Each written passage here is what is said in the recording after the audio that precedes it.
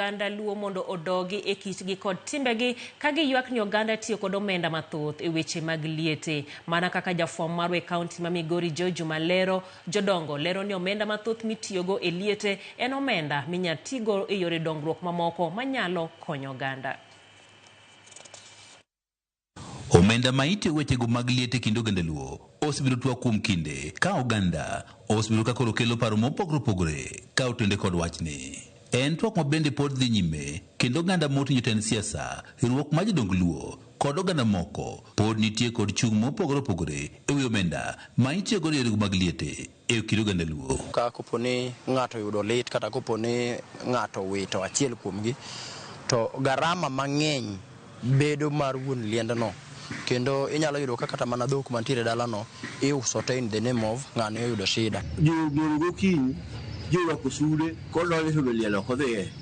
Inyise ma kuma kata nitie. Oredo kacha en ochoma lete pe. Ichwane gi plau, gichomo gi sodo kao gi pi. Oyo bedo pe.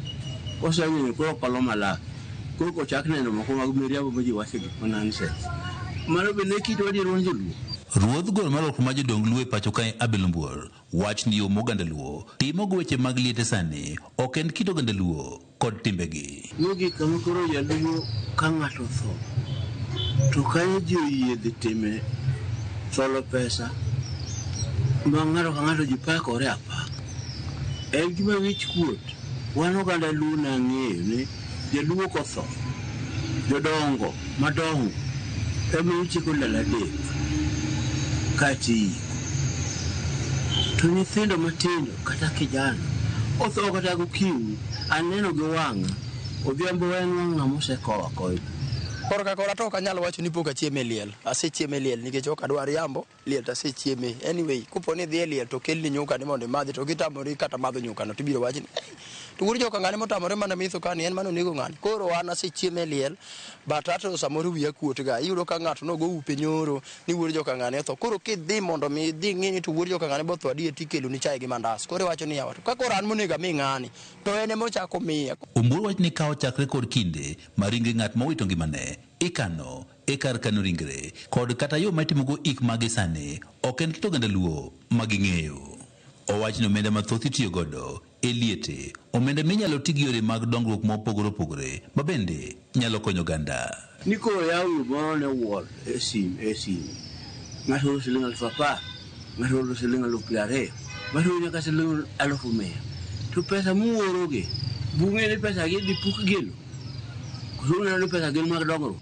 Ma en paro ma bende osir kod moko moganda e kaunti ma Migori. Ndalo korona ni yudo ka ng'ato tho kawuono kata chuny otieno to kiny gokinyi by saa 4 oseyike. To adier nyaka sani jok manoyike ndalo korona onge ng'ama nosik kata mana chier kata mano kelo lek ni to dalagi kata ikne ne ok odhi kaka nodwaro.